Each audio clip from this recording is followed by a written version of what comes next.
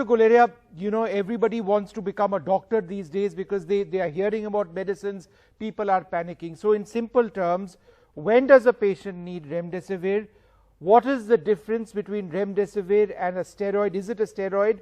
What is dexamethasone? What is ivermectin? And what is FabiFlu? Okay, so when we start looking at the treatment strategies for COVID-19, it is evolving, but we have learned a lot over the last 1 year. Remdesivir is basically an antiviral drug. It was basically developed for the management of Ebola, and that is where the evolution of remdesivir happened. But initial studies were done to look at its utility as far as COVID-19 was concerned. The first paper that came out from China actually was a negative study and showed it was of no use. It did not show remdesivir had much effect, and this was the first study which was published in the New England Journal of Medicine.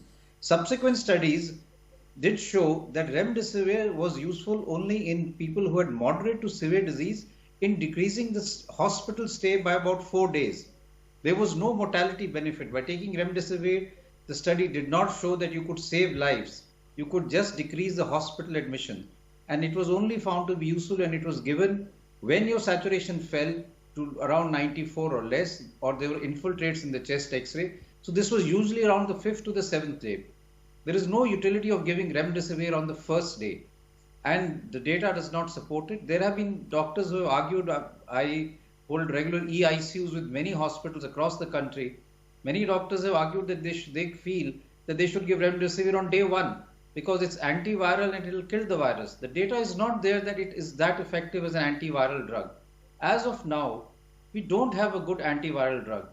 And I personally feel that we've done a lot of aggressive research in developing a vaccine, but we've not developed a treatment for COVID-19. Let's be honest about it.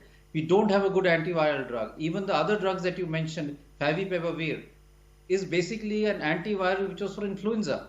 It is a drug approved for the treatment of influenza after the H1N1 pandemic.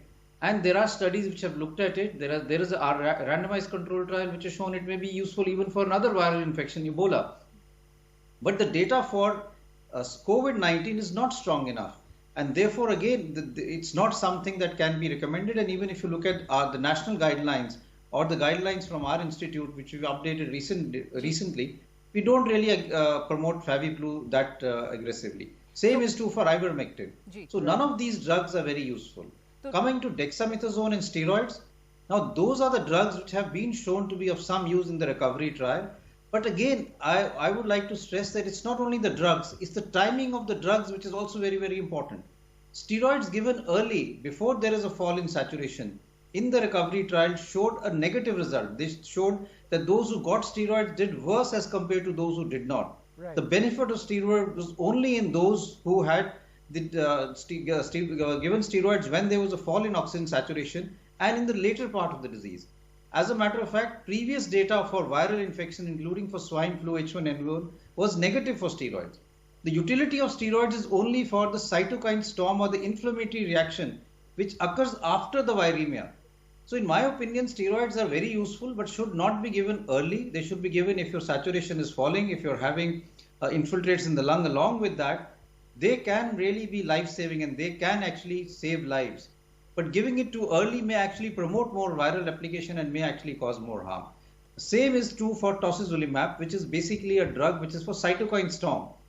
Unless you have evidence that you are having cytokine storm late in the disease, there is no point in giving tocilizumab. Again, it decreases your immunity to a large extent. And we have seen people who have had fungal infection after getting tocilizumab because it really decreases your immune system. And therefore, again, the drugs are useful, but the timing of drugs has to be very, very critical. You can't just give one cocktail on day 1 and assume that the patient will be all right and something will work. That strategy is totally not correct.